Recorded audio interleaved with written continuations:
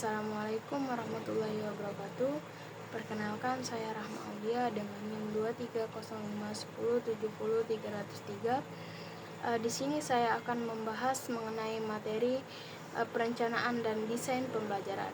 Jadi, sebelum saya memulai pembelajaran, pertama-tama yang saya sampaikan ialah yang terhormat kepada Ibu Husna Lutfia, MPD, sebagai dosen pengampu mata kuliah perencanaan dan desain pembelajaran. Jadi di sini saya akan membahas materi yang pertama, yaitu memahami konsep umum tentang perencanaan pembelajaran. Nah, jadi teman-teman, di sini perencanaan pembelajaran itu ya proses sistematis untuk merancang kegiatan belajar mengajar. Nah, itu.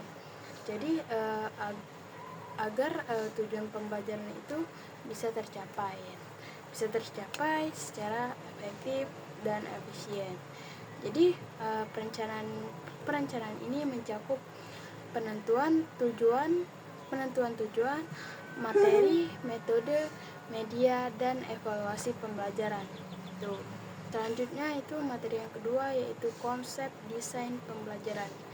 Jadi di sini desain pembelajaran itu ialah proses merancang pengalaman belajar dengan struktur yang jelas, agar pembelajaran itu berjalan terarah. Nah, itu melibatkan analisis kebutuhan. Terus menentukan tujuan, strategi, media, serta evaluasi. Selanjutnya itu ialah menentukan alokasi waktu dan kalender akademik. Jadi di sini definisinya itu ialah mengatur waktu belajar sesuai dengan kalender akademik. Nah, itu. Jadi sini juga ada fungsinya. Fungsinya itu apa? Fungsinya itu agar pembelajaran terjadwal dan terorganisir itu. Selanjutnya itu ada langkah-langkah. Nah, langkah-langkahnya ini itu menyusun kalender, mengidentifikasi hari atau efektif atau tidak itu, dan membagi waktu per materi itu. Nah, untuk praktik penyusunannya itu kita sebagai guru itu kita membuat tabel kalender akademik gitu, dengan jadwal pembelajaran mingguan atau bulanan. Selanjutnya itu ialah perencanaan program tahunan. Nah, perencanaan program tahunan ini ialah definisinya itu ialah rencana kegiatan pembelajaran selama 1 tahun. Nah, fungsinya itu ialah menjadi acuan umum bagi guru. Nah, itu. Jadi langkah-langkahnya itu ialah langkahnya itu menentukan kompetensi dasar, indikator, materi, alokasi waktu itu. Nah, bagaimana cara praktik penyusunannya? Jadi praktik penyusunannya ini ialah menyusun tabel program tahunan atau disebut dengan prota berdasarkan silabus. Nah, selanjutnya itu ialah rencana program semester atau disebut dengan promis. Nah, jadi di sini itu ada definisinya. Jadi definisinya itu ialah rencana kegiatan belajar selama 1 semester, itu yang disebut dengan promis. Nah, sedangkan fungsinya itu mempermudah distribusi materi dalam semester. Tuh. Nah, langkah-langkahnya itu seperti apa? Langkah-langkahnya itu menyusun berdasarkan prota, pembagian mingguan, menyusun pembagian prota dan pembagian mingguan efektif itu. Nah, untuk praktik penyusunannya itu membuat tabel promis dengan indikator waktu dan kegiatan pembelajaran. Nah, itu. Di sini lanjut untuk materi yang ke-6. Jadi materi yang ke-6 ini berjudul silabus, definisi, fungsi, langkah-langkah praktik penyusunannya. Jadi yang pertama-tama itu saya akan membahas definisi terlebih dahulu. Jadi definisi dari silabus ini ialah dokumen yang berisi garis besar rencana pembelajaran untuk satu mata pelajaran atau satu unit pembelajaran. Nah, komponennya ini meliputi standar kompetensi dasar, materi pokok, indikator, alokasi waktu, sumber belajar, dan penilaian. Nah, jadi di sini apa fungsinya? Fungsinya itu sebagai pedoman bagi guru dalam mengembangkan RPP atau rencana pelaksanaan pembelajaran, dan bagi siswa untuk mengetahui cangkupan materi. Nah, ini juga kan untuk memastikan konsistensi pengajaran.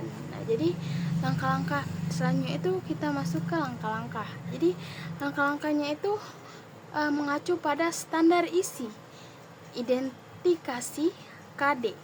Nah, tentukan materi esensial, kembangkan indikator, pencapaian pilihan, pengalaman belajar. Nah, tentukan teknik penilaian dan alokasi waktu. Nah, selanjutnya itu ada praktik penyusunan. Jadi praktik penyusunannya itu ya kita sebagai guru itu akan membuat silabus untuk satu mata pelajaran. Nah, itu. Jadi kesimpulannya itu ialah silabus adalah kerangka acuan yang memberikan gambaran umum tentang isi, tujuan, dan penilaian suatu mata pelajaran. Selanjutnya itu ialah rencana pelaksanaan pembelajaran atau disebut dengan RPP. Jadi apa definisi dari RPP tersebut? Nah, RPP itu ialah rencana kegiatan pembelajaran untuk satu atau lebih pertemuan. Itu. Jadi fungsinya itu apa? Fungsinya itu pendoman mengajar di kelas. Nah, pendoman mengajar di kelas. Nah, langkah-langkahnya itu seperti menyusun tujuan. Nah, menyusun tujuan, terus materi, metode, media. Nah, media, langkah-langkah pembelajaran dan penilaian. Itu. Jadi praktiknya apa? Praktik penyusunannya itu apa? Itu mengisi format RPP dengan komponen sesuai standar. Itu yang disebut dengan RPP. Dan yang selanjutnya itu ialah pengembangan media pembelajaran, yaitu definisi, fungsi, dan klasifikasinya.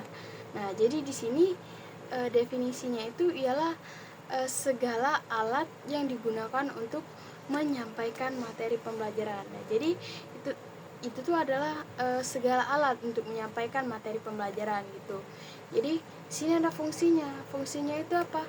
Fungsinya itu untuk mempermudah pemahaman, menarik perhatian siswa itu. Klasifikasinya itu seperti media visual, terus audio, ada juga audio visual, terus ada juga multimedia, dan yang terakhir itu ada interaktif. Nah, itu. Jadi di sini kita masuk ke materi yang ke-9. Materi yang ke-9 ini yang mengenai pengembangan media belajar, yaitu karakteristik dan prinsip-prinsipnya. Jadi di sini saya akan membahas langsung mengenai karakteristiknya. Jadi karakteristiknya ini itu harus menarik dan juga relevan, yaitu sesuai dengan tujuan interaktif. Nah, prinsip-prinsipnya itu terbagi menjadi beberapa. Jadi yang pertama itu prinsipnya itu harus sesuai dengan karakteristik peserta didik itu. Dan yang kedua itu harus mendukung pencapaian tujuan pembelajaran.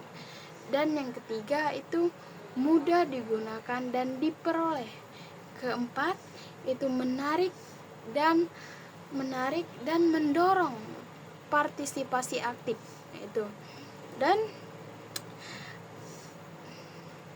itu yang terakhir gitu.